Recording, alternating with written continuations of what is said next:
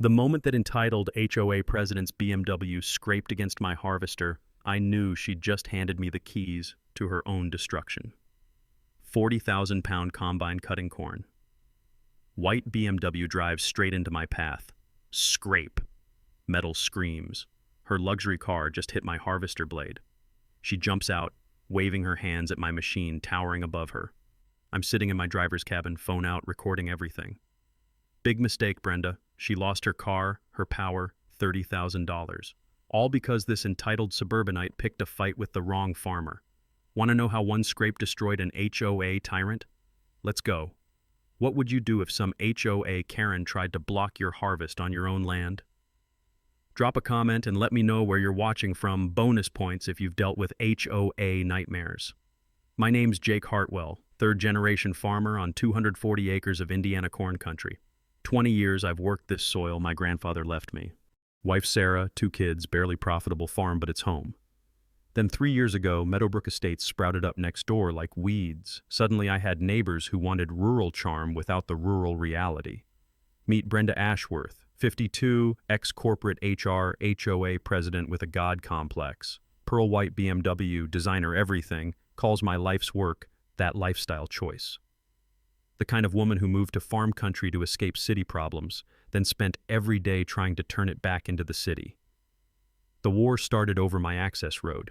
For 80 years, my family's used the same dirt path to reach our back fields. It's in the deed legal easement rights from 1943. But now it crosses Brenda's precious HOA common area, and she decided my tractors were damaging the pristine landscape. Picture this. I'm loading fertilizer bags when she click-clacks over in heels, clipboard ready. The smell of diesel fuel and fresh manure hangs in the morning air.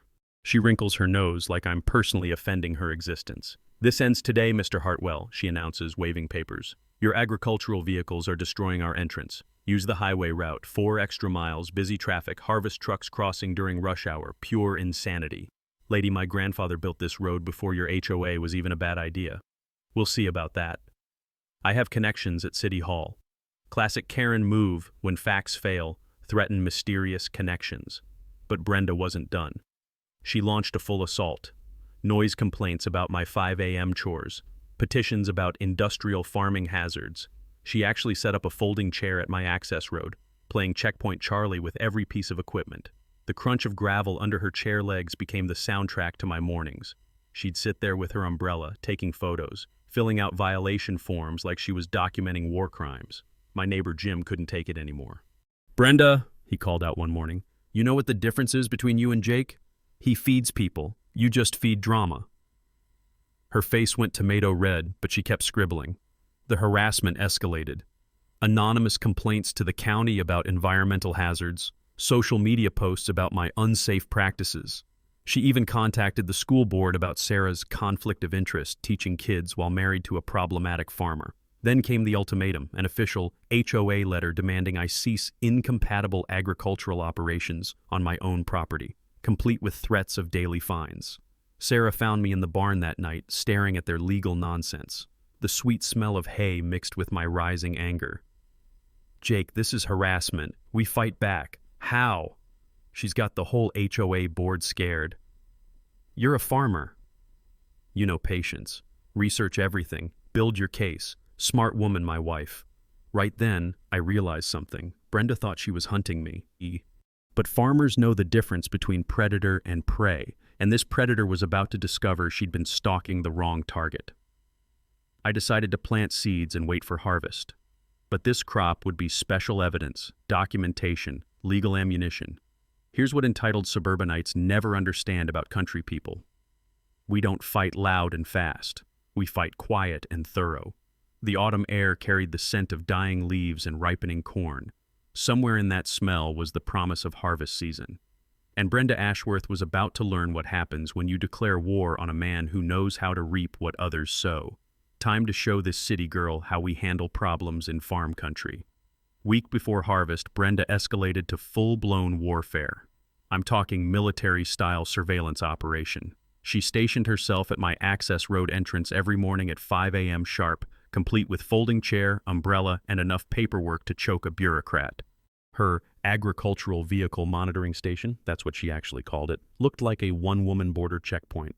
Clipboard full of violation forms, digital camera, even a little cooler with bottled water because apparently harassing farmers is thirsty work. The smell of coffee from her thermos mixed with diesel exhaust as I fired up my John Deere that first morning. She waved me down like a traffic cop. "Hold on there, Mr. Hartwell. I need to document this vehicle for community safety records." "Lady, it's a tractor, on my own road. Your alleged road crosses HOA property. I'm conducting a safety audit." She snapped photos of my tractor like it was evidence at a crime scene. Model number, license plate, timestamp. The whole theatrical production. The metallic click of her camera shutter became my new wake-up alarm. But here's the thing about farmers, we're methodical people. While Brenda was playing pretend police, I was doing real homework. That weekend, I drove to the county courthouse. You know, that musty smell of old government buildings, paper, dust, and decades of bureaucracy? I spent Saturday morning breathing it in, digging through property records in the basement archives. The clerk, Mrs. Henderson, remembered my grandfather. "Jake, honey, what's all this about? Someone giving you trouble over the old access road?" "HOA president thinks she can block my easement." She laughed, actually laughed. "Child, your granddaddy's easement is 30 feet wide. I helped file the original paperwork when I was just starting here." 30 feet. I'd been using maybe 12 feet of it my whole life, trying to be neighborly. But I remembered something my dad once told me when I was 15. "Son, property easements are like family names. They never die and they transfer. With the land, no matter who buys it. Always know what's yours." Monday morning, I hired county surveyor Bill Morrison to mark the exact boundaries. Cost me $300, but watching Brenda's face when those bright orange stakes appeared, worth every penny. Here's where it got beautiful. Those stakes didn't just mark my road access. They ran straight through her precious rose garden. Turns out Brenda had planted her Welcome to Meadowbrook Estates flower bed partially on my legal easement. Her monitoring station? Also trespassing on my 30-foot right-of-way. Tuesday morning, she was waiting with her chair and clipboard when I pulled up. The crunch of gravel under my tires seemed extra satisfying. "What are those orange stakes doing in our landscaping?" she demanded, her voice hitting that pitch only entitled suburbanites can achieve. "County survey markers, ma'am. Turns out my easement's 30 feet wide, not 12. You've been camping in the middle of my legal right-of-way." Her face cycled through confusion, anger, then pure panic. "You can't just destroy our flower beds." "I didn't destroy anything. The county surveyor marked legal boundaries based on my grandfather's 1943 deed. Same deed that's been on file since before your parents were born. "This is harassment. I'm calling an emergency HOA board meeting." "Go ahead. But you might want to relocate your surveillance operation. You're currently trespassing on my easement." She packed up faster than a circus leaving town. Her folding chair collapsed with a satisfying metallic snap. That afternoon, Jim texted me. Saw Brenda marching around with measuring tape and calculator. She looks like she swallowed a lemon sideways. Thursday's emergency HOA meeting was theater at its finest. Sarah and I didn't attend. We weren't members, but small-town gossip networks are more efficient than the internet. Brenda tried convincing the board to challenge my survey, claiming I was weaponizing property law to terrorize the community. Problem was, 3 board members remembered my grandfather personally. They knew exactly what those orange stakes meant. Reality check, delivered survey-grade accurate. Friday morning brought sweet silence. No monitoring station. No clipboard queen. Just Brenda's BMW parked at the absolute edge of my access road, her sitting inside glaring at my orange stakes like they'd personally insulted her mother.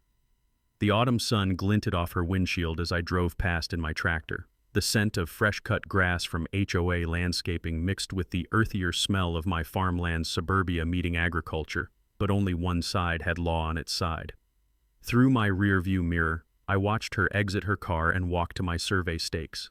She stood there calculating, probably wondering how much of her landscaping budget had been wasted on my property. That's when I knew this was just round 1. Entitled people don't learn from being wrong, they just get more creative about being wrong. The question wasn't whether she'd retaliate. It was how spectacularly she'd screw up next time. Brenda's revenge came at 6 a.m. Monday, a county noise inspector at my door with official clipboard and measuring equipment. "Mr. Hartwell, multiple complaints about industrial farming operations violating residential quiet hours." I nearly spit out my coffee. Industrial farming? This family corn farm's been here since 1943. We've received several reports about machinery noise before 7 a.m. disturbing Meadowbrook Estates residents. Several reports. One woman versus 80 years of farming history. The smell of bacon from Sarah's breakfast skillet mixed with my rising irritation as this bureaucrat tested decibel levels on my perfectly normal John Deere. While he was playing with his sound meter, Brenda launched her media blitz. She'd created Concerned Citizens of Millbrook County on Facebook, posting daily photos of what she called agricultural pollution, literally just normal farm dust on dry autumn days. Her masterstroke post went viral locally. Dangerous industrial farming threatening our children. Toxic dust clouds. Heavy machinery operated without safety oversight. When will officials protect families from agricultural harassment? The comments split perfectly. Newer residents panicking, older locals defending reality. Mrs. Patterson, 40-year resident, wrote back, "Brenda, that's corn dust. It's been here longer than you. Maybe move somewhere without farms." But some suburbanites were buying her narrative. Tuesday morning, Sarah showed me her phone over breakfast.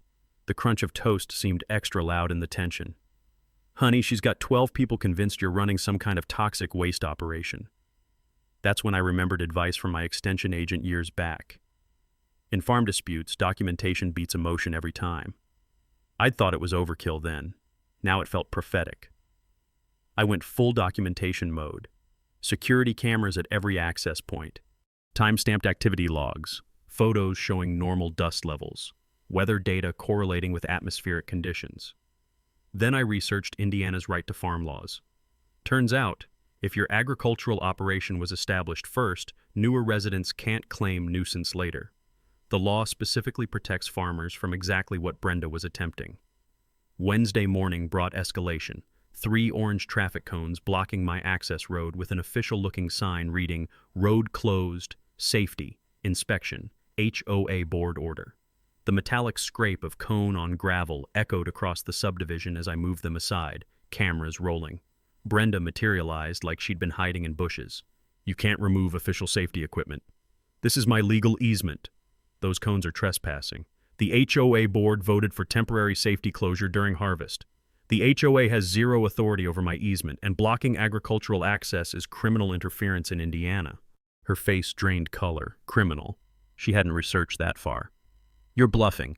HOAS, control common areas. This isn't common area. It's my family's easement since 1943. Want to see the survey again?" For the first time, doubt crept into her eyes. She was realizing she might have crossed a legal line. Here's where it gets interesting. That afternoon, my phone rang County Sheriff's Department. "Mr. Hartwell, Deputy Martinez, got a complaint about road blockades and agricultural harassment. Someone's filed formal charges. Need you to come in for statement." My heart jumped. Had Brenda actually called law enforcement on me? "Deputy, what kind of charges?" "Criminal interference with agricultural operations. Complainant says someone's been systematically blocking farm access roads and filing false reports. You the victim or perpetrator here?" Beautiful.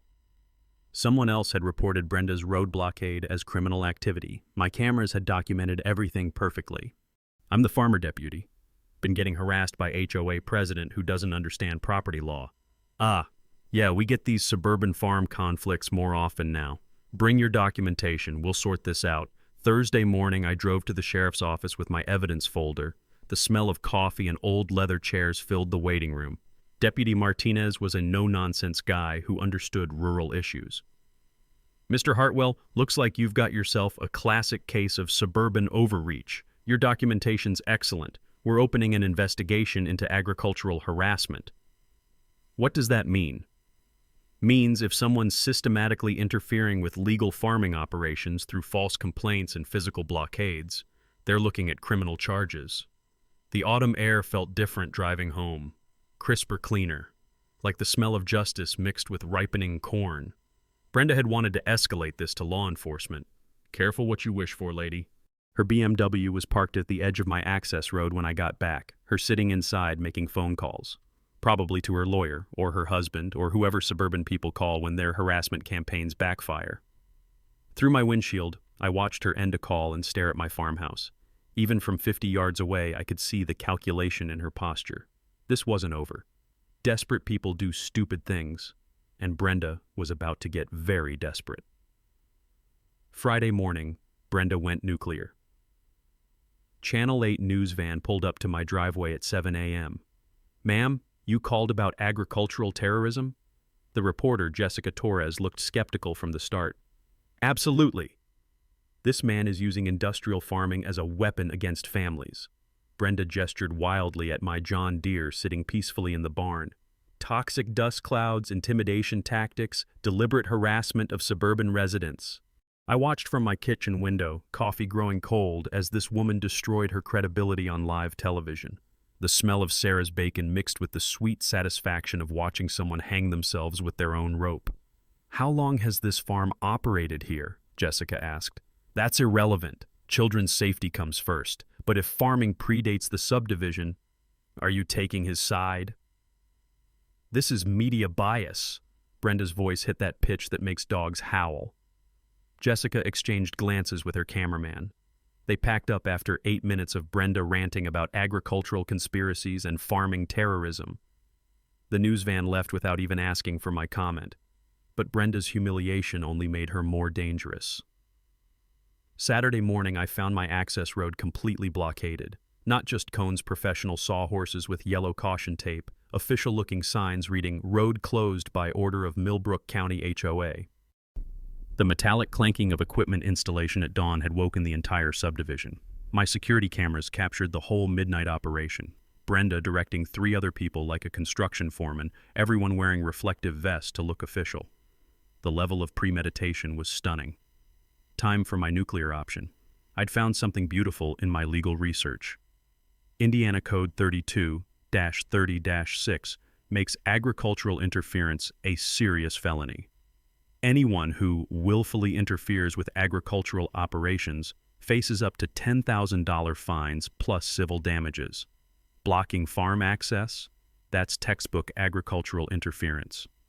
Saturday afternoon, I visited Martha Hendricks, the agricultural attorney Jim recommended. Her office smelled like old law books and righteous anger. "Jake, this is agricultural harassment 101. Your documentation is prosecution ready. What's my next move? Let them keep escalating while we build the criminal case. Desperate people make stupid mistakes." She was right.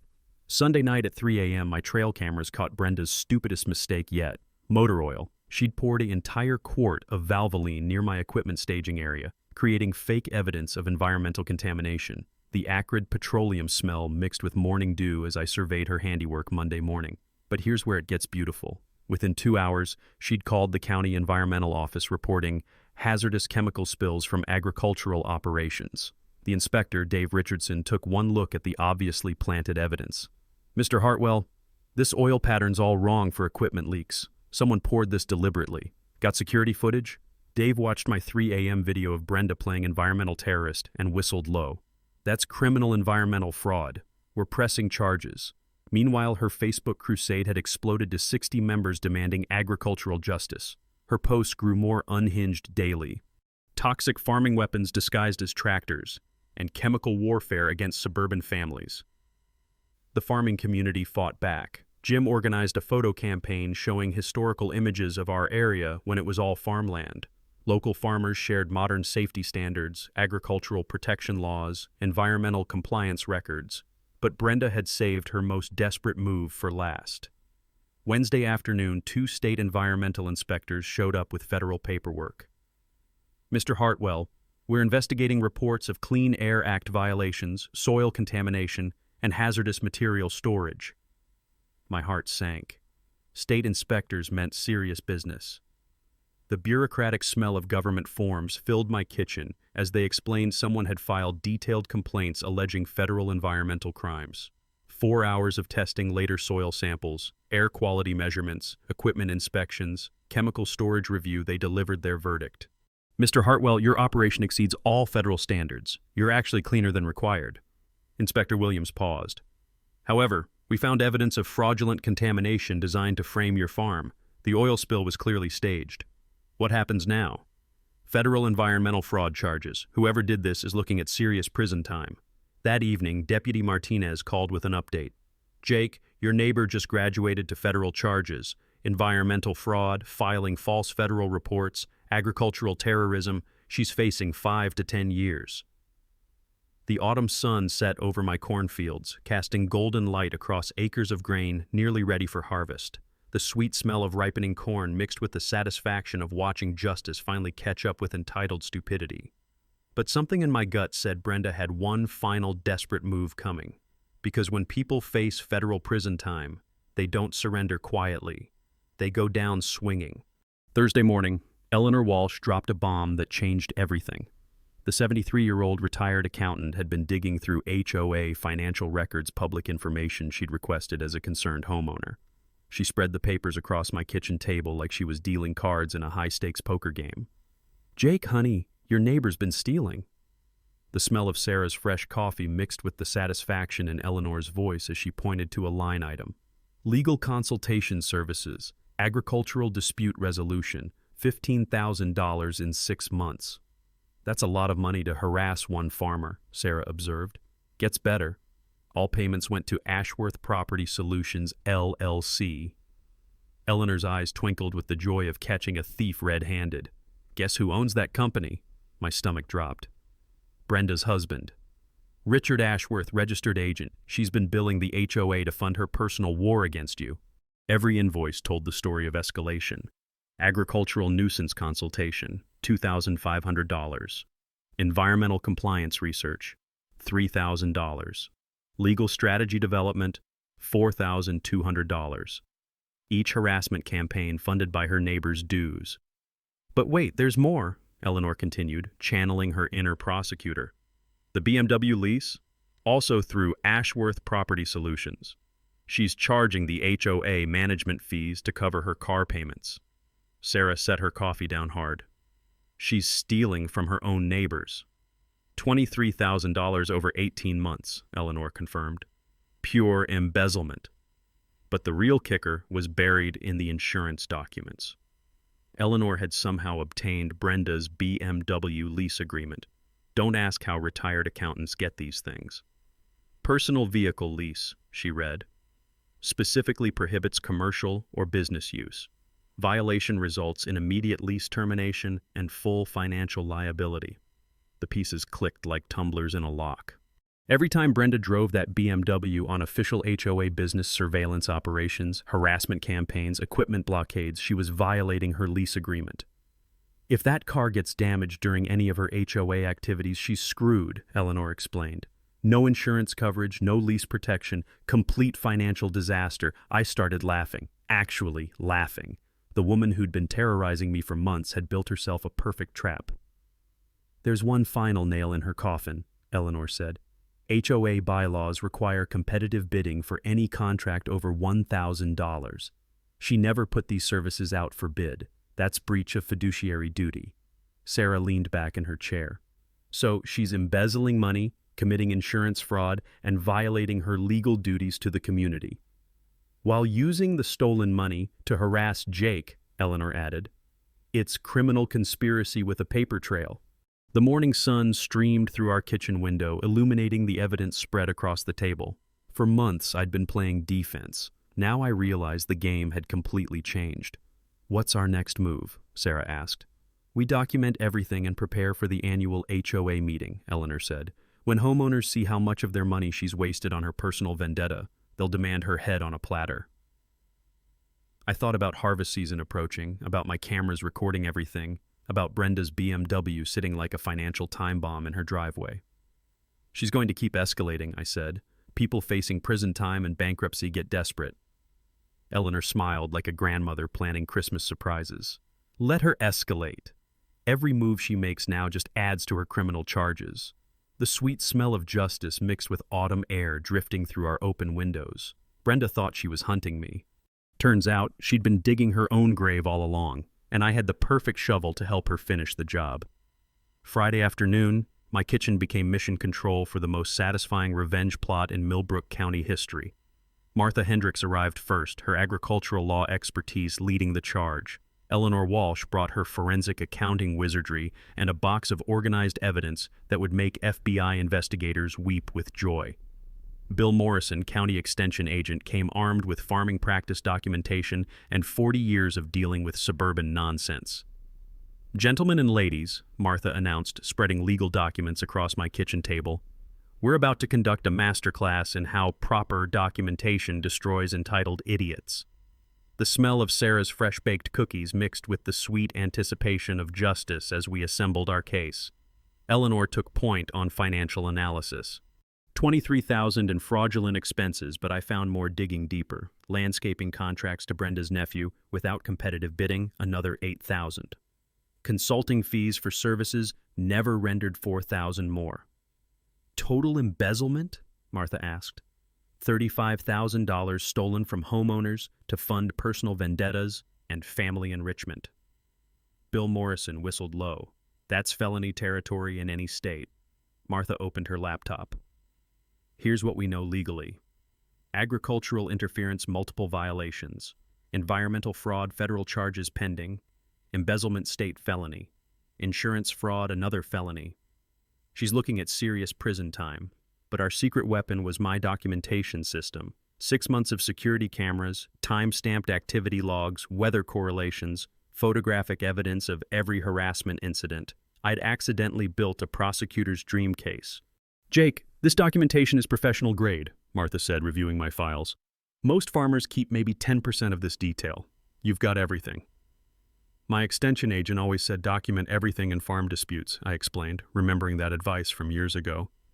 Seemed like overkill then. It's prosecution gold now, Martha confirmed. Sarah joined us with a fresh pot of coffee and strategic insight. The annual HOA meeting is next Thursday, all homeowners required to attend for budget approval. Perfect timing, Eleanor said. Budget meetings mean financial transparency requirements. We present the embezzlement evidence when everyone's focused on money. Bill provided the agricultural expertise angle. I'll prepare a presentation on modern farming safety standards, environmental compliance records, and agricultural protection laws. Show the community that Jake's operation exceeds all requirements. Martha outlined our legal strategy. We file comprehensive criminal complaints Monday morning. Agricultural harassment, environmental fraud, embezzlement, insurance fraud. Let law enforcement build the criminal case while we prepare civil recovery. The technology advantage belonged to my 17-year-old son, Mike, who'd been quietly documenting Brenda's social media campaign. Dad, I've got screenshots of every false post, every fake environmental claim, every harassment campaign she organized. Can you create a video compilation? I asked. Already done. Set to music and everything. It's beautiful, shows her escalating from reasonable complaints to complete lunacy. Eleanor had identified our coalition of concerned homeowners.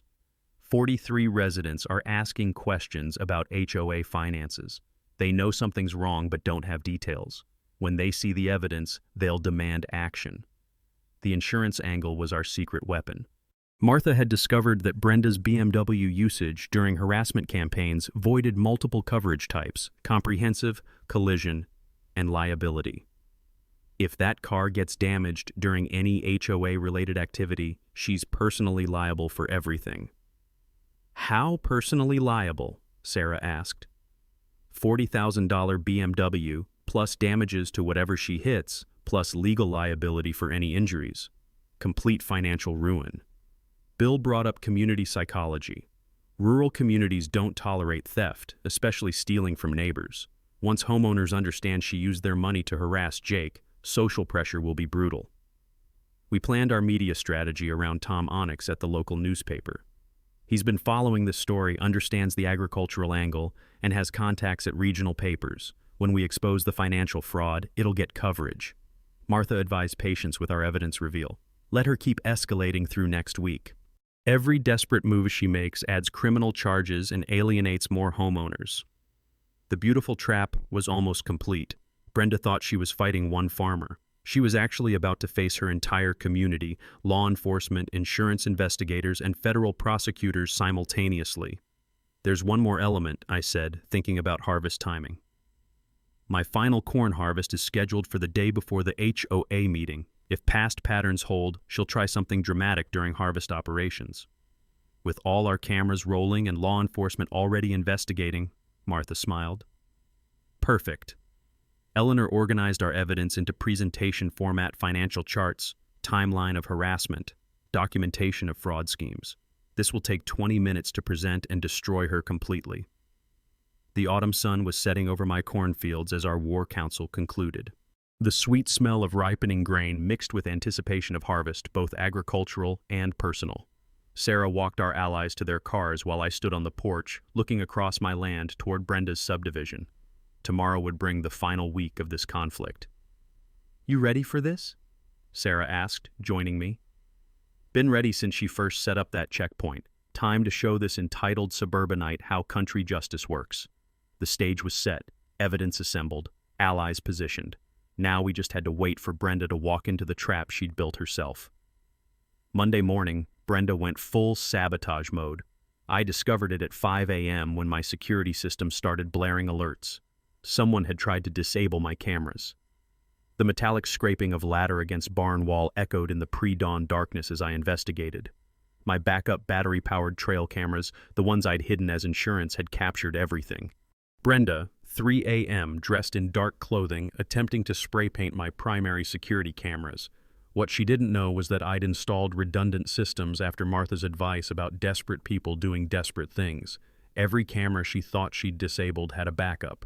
Every angle she'd tried to block had an alternate view, the acrid smell of spray paint mixed with morning dew as I reviewed the footage. She'd spent 2 hours trying to create a blind spot for whatever she was planning next. By noon, her next move became clear.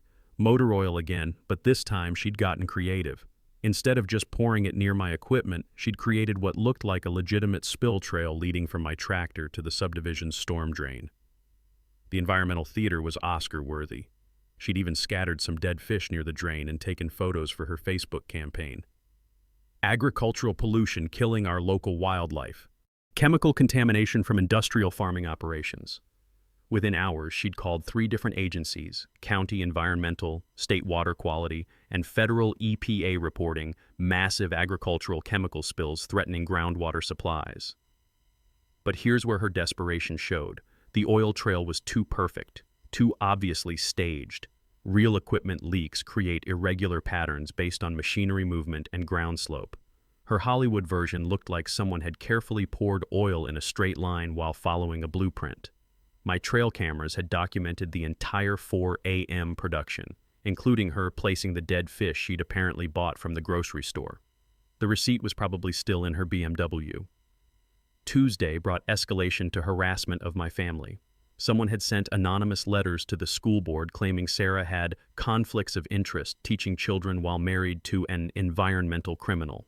The letters, written on HOA letterhead, demanded Sarah's immediate termination for associating with agricultural terrorists and promoting toxic farming propaganda in our schools. Sarah found out when Principal Rodriguez called her at lunch. "Sarah, I've got some nonsense here about your husband being an environmental terrorist. Want to explain what's happening?" "Tom, it's our HOA president trying to destroy my husband's farm through false accusations. She's facing criminal charges for harassment and embezzlement." "Ah. Yeah, we get these suburban drama situations sometimes. Don't worry, your job's safe. But document everything for your legal case." Wednesday morning brought Brenda's most desperate gambit yet. I found professional-looking signs posted throughout the subdivision. Community safety alert, toxic agricultural operations. Residents advised to avoid outdoor activities during farming operations. Report symptoms to HOA immediately. She'd created fake health warnings about normal farming activities. The signs included a phone number for reporting agricultural poisoning symptoms and threatened legal action against anyone who removed the official safety notices. My neighbor Jim called, laughing. "Jake, you seen these crazy signs? Brenda's telling people your corn dust is toxic. Got 3 neighbors asking if they should evacuate during your harvest." The community reaction split predictably. Newer residents, already primed by months of Brenda's propaganda, were genuinely concerned. Longtime locals were furious about being treated like idiots. Mrs. Patterson, the 40-year resident, had apparently confronted Brenda directly. "I told that woman that if farming was toxic, half this county would be dead by now. She's lost her damn mind." But Brenda's social media campaign reached fever pitch. Her Facebook group had grown to 80 members, all sharing increasingly hysterical posts about chemical warfare and agricultural terrorism. Her latest post included photos of normal farm dust with dramatic captions, "Toxic clouds threatening our children. When will authorities stop this madness?" Share to save lives. The comment section was a battlefield between newer residents demanding action and longtime locals defending reality. Several people had shared scientific articles about agricultural dust, safety standards, and environmental compliance. Thursday afternoon, I got the call I'd been expecting. Deputy Martinez with an update on the criminal investigation. Jake, your neighbor just upgraded herself to federal terrorism charges, filing false reports about chemical weapons, creating public panic about agricultural operations, and something called agro-terrorism threats. Agro-terrorism? That's a real thing? Post 9/11 law about threatening agricultural infrastructure. She claimed your farm was conducting chemical attacks on the community. Homeland Security is now involved. Homeland Security.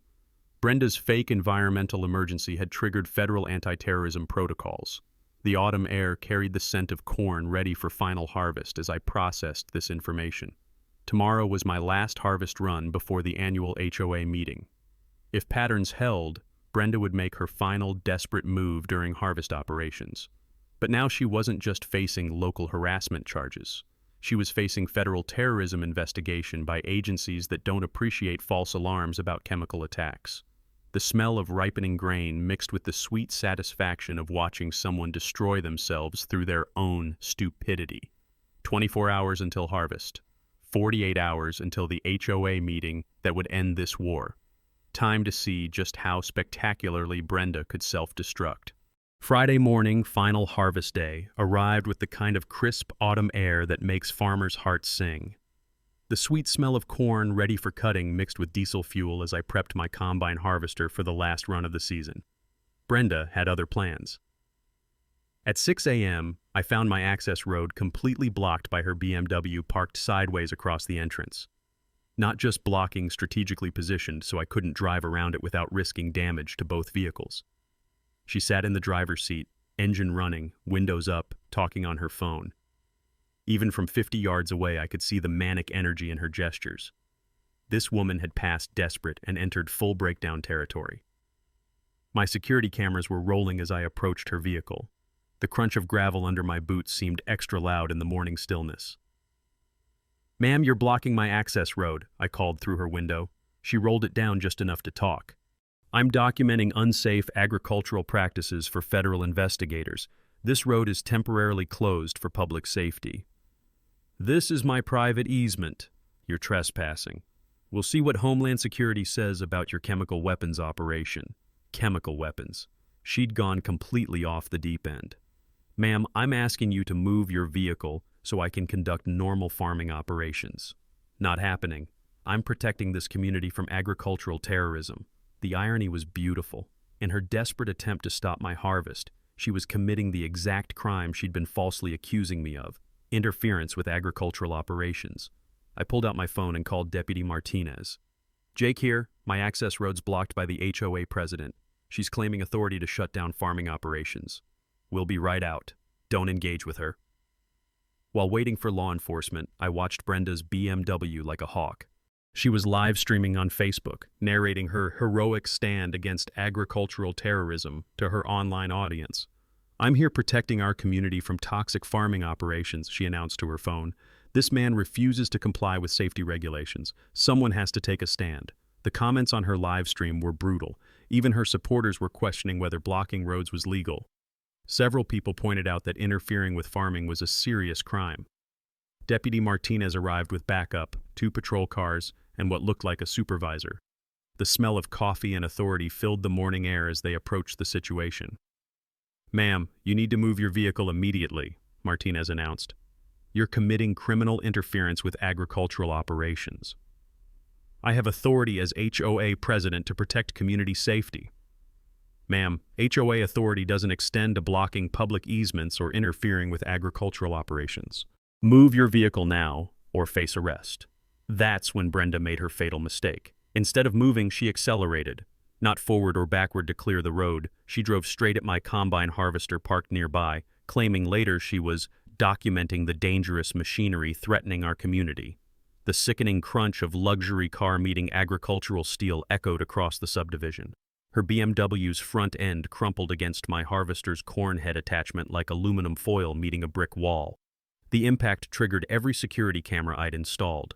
Multiple angles captured the deliberate collision, her face clearly visible through the windshield, hands gripping the steering wheel as she drove into my equipment.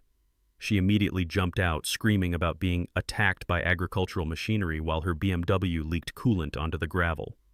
Steam rose from her destroyed engine as she demanded the deputies arrest me for assault with farm equipment. "Ma'am," Deputy Martinez said with superhuman patience, "you drove your vehicle into stationary farm equipment.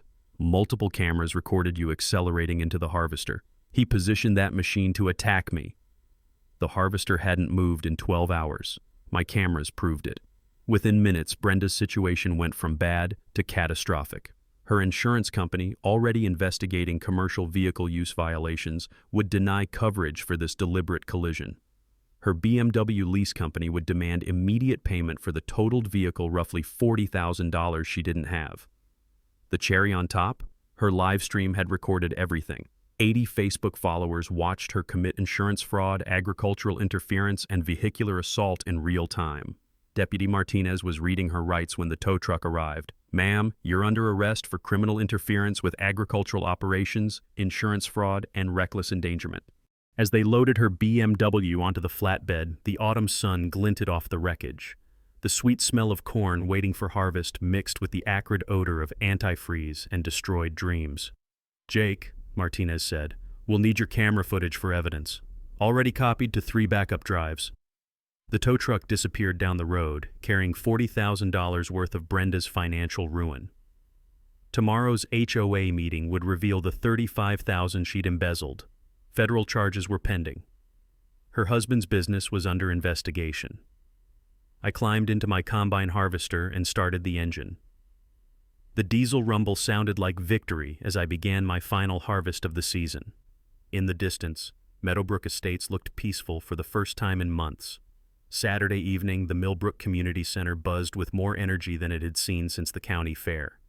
The annual HOA meeting typically drew maybe 30 residents for boring budget discussions. Tonight, 127 showed up, every single homeowner in Meadowbrook Estates. The smell of community center coffee mixed with tension as people filed in. Folding chairs creaked under the weight of anticipation. Local newspaper reporter Tom Onyx set up in the corner with his camera, sensing this would be more than routine HOA business. Brenda arrived in an Uber, her BMW still wrapped around a tow truck somewhere. She'd made bail but looked like she'd aged 10 years overnight. Her perfect hair was disheveled, her designer clothes wrinkled, her usual commanding presence replaced by desperate defiance. "Ladies and gentlemen," she announced, attempting to call the meeting to order, "we're here to discuss the agricultural terrorism threatening our community." The room erupted, neighbors shouting questions about embezzlement, about federal charges, about her car insurance fraud. The chaos was beautiful. Eleanor Walsh stood up, all 73 years of her radiating righteous fury. "Brenda Ashworth, before we discuss anything else, the homeowners demand an explanation for $35,000 in fraudulent expenses. That's privileged financial information. It's our money you stole." Jim Martinez, my farming neighbor, wasn't having any of her corporate speak. Eleanor took control, spreading financial documents across the front table like a prosecutor presenting evidence. "Ladies and gentlemen, your HOA president has been embezzling your dues to fund a personal harassment campaign." The numbers were devastating. $15,000 to her husband's company for legal consultation, $8,000 to her nephew's landscaping business without competitive bidding, $12,000 in fraudulent management fees covering her BMW payments. Every escalation in her harassment of Jake Hartwell corresponded with another fake invoice, Eleanor explained. "She literally used your money to pay for her obsession." Homeowner after homeowner stood up with questions. How long had this been going on? What other contracts were fraudulent? Why hadn't the board stopped this? Martha Hendricks, my attorney, addressed the legal implications. As of this morning, Mrs. Ashworth faces federal charges for agricultural terrorism, environmental fraud, insurance fraud, and embezzlement. The FBI has frozen accounts associated with Ashworth Property Solutions. The room fell silent. FBI involvement made this real. Then came my moment. I stood up with a laptop and projector, 6 months of documentation ready to tell the complete story. "Folks, I'd like to show you what really happened here." The 20-minute presentation was devastating. time-stamped photos of every harassment incident, audio recordings of her threats, security footage of her pouring motor oil to fake environmental contamination, her own Facebook posts growing increasingly unhinged. But the finale was yesterday's BMW incident. Multiple camera angles showed her deliberate collision with my harvester, her face clearly visible as she accelerated into stationary farm equipment. She live-streamed this on Facebook, I explained as her own video played on the community center screen. 80 people watched her commit insurance fraud in real time. The room was dead quiet except for the audio of Brenda's voice claiming she was protecting the community from agricultural terrorism. When the video ended, homeowner Janet Peterson stood up. "Brenda, you used our money to destroy your own car, attacking a farmer who's been here 80 years. I was documenting dangerous." "You're insane," shouted Mike Williams from the back row. "You embezzled our dues and then committed suicide by tractor on live video." The motion to remove Brenda from all HOA positions passed 89-14. The vote to pursue criminal prosecution for embezzlement passed 76-22. A resolution supporting my farming rights passed unanimously. Even Brenda's remaining allies couldn't defend her anymore. But the evening's mic drop moment came when Deputy Martinez entered with paperwork. "Mrs. Ashworth, federal warrant for your arrest on agricultural terrorism charges. You're also being served with civil papers from your insurance company and BMW lease company, seeking immediate payment of $43,000 in damages." As they led her out in handcuffs for the second time in 2 days, she turned to face the room.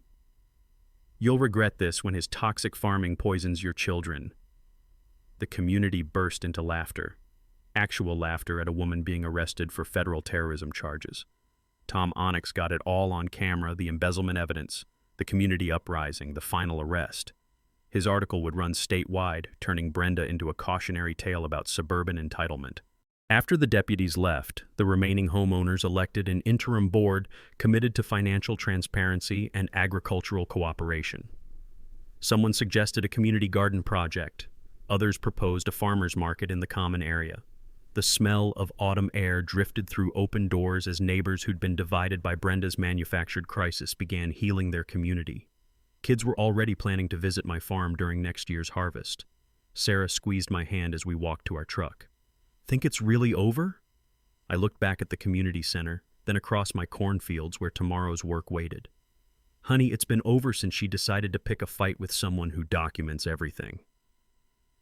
3 months later, karma had delivered justice with interest. Brenda got 18 months in federal prison for agricultural terrorism, plus 2 years for embezzlement and insurance fraud. Her husband's consulting business collapsed, they lost their house to legal fees, and BMW garnished her wages for the next decade. Sometimes the universe has a sense of humor about entitled people learning consequences, but the real victory was watching our community heal. Eleanor Walsh's new HOA board recovered every stolen penny and cut dues 20% after eliminating Brenda's fraudulent contracts. My access road got a beautiful gravel upgrade paid for with recovered embezzlement money. The irony was perfect. Brenda's theft funded the exact road improvements she'd tried to prevent. The Agricultural Heritage Festival launched that October, right during harvest season. Kids from suburban families learned about corn production, equipment operation, and farm safety. Sarah developed educational programs now used county-wide. The sweet smell of kettle corn mixed with diesel exhaust as 3 generations connected over shared agricultural heritage. Property values actually increased once people realized authentic rural character was worth preserving. Several neighbors established conservation easements protecting farmland from future development. What Brenda claimed would destroy the community actually made it more valuable. My documentation system became legendary. The State Extension Service created an agricultural conflict toolkit based on my methods. Agricultural attorneys throughout the Midwest cite Hartwell versus Ashworth when defending farmers against suburban harassment. Martha Hendricks now specializes in agricultural protection law, using my case as precedent. The media attention lasted months. Agricultural publications featured my story nationwide. Documentary filmmakers called about rural-suburban integration issues. Tom Onyx's investigative series won state journalism awards and prompted legislative hearings about HOA oversight. But my favorite outcome was personal. Sarah and I started hosting farm-to-table dinners in our barn, connecting suburban families with local agriculture. The very people Brenda claimed to protect became our biggest supporters and friends. Last month, Mrs. Patterson brought her granddaughter for harvest tours. "Jake, this little one wants to be a farmer when she grows up. Says your corn maze is better than Disney World. That's when you know you've won, when the next generation chooses agriculture over suburbia." The community dinners became monthly traditions. The sound of laughter mixing with combine harvesters created a soundtrack of successful integration. Kids who'd been scared of dangerous farm equipment now climb all over my tractors during open house days. 1 year later, a farmer from Oregon visited with copies of my documentation system. "Jake, your case gave us hope that small operations can fight entitled developers and win." Word had spread through agricultural networks about successful resistance to suburban overreach. My story became a template for farmers facing similar harassment. The legal precedent strengthened agricultural protection laws across 3 states. New legislation requires agricultural notification in development contracts and enhances right-to-farm protections. Brenda's harassment campaign accidentally created stronger farmer rights than existed before. Standing in my fields this harvest season, watching suburban kids help load corn trucks while their parents learn about agricultural sustainability, I realized this story was always bigger than one crazy HOA president. It was about preserving farming heritage in an urbanizing world, about communities choosing cooperation over manufactured conflict, about the power of patience, documentation, and legal knowledge when facing institutional bullying. The autumn air carries the scent of ripening corn and the satisfaction of battles won through preparation rather than anger. Sarah joins me on the porch each evening, watching sunset over fields that will feed families and teach children for generations to come. Sometimes she asks if I miss the excitement of fighting Brenda's harassment. "Honey," I always answer, "the best revenge isn't fighting crazy people. It's building something beautiful while documenting their self-destruction." The Scholarship Fund helps 3 local kids study agriculture each year. The festival brings 5,000 visitors annually. The conservation easements protect 800 acres of farmland. Brenda's theft money continues generating positive outcomes she never imagined. Next week, I'm speaking at the State Agricultural Conference about documentation strategies for farmer-developer conflicts. The title? How One HOA Karen's BMW collision created better agricultural protection laws. Because sometimes, the best stories write themselves when entitled people meet immovable objects like property rights, proper documentation, and patient farmers who know how to harvest justice. Got your own HOA nightmare story? Share it in the comments. You'll be amazed how many neighbors deal with similar entitled drama. And subscribe to HOA Stories for more tales of ordinary people defeating petty tyrants through smart strategy, solid documentation, and community support. Justice tastes sweetest when it's properly documented. Thanks for hanging out with us on HOA Stories, where the HOA Karens meet their match. If this story had you cheering or cringing, go ahead and like the video, drop a comment with your reaction, and hit subscribe so you're ready for the next wild HOA tale.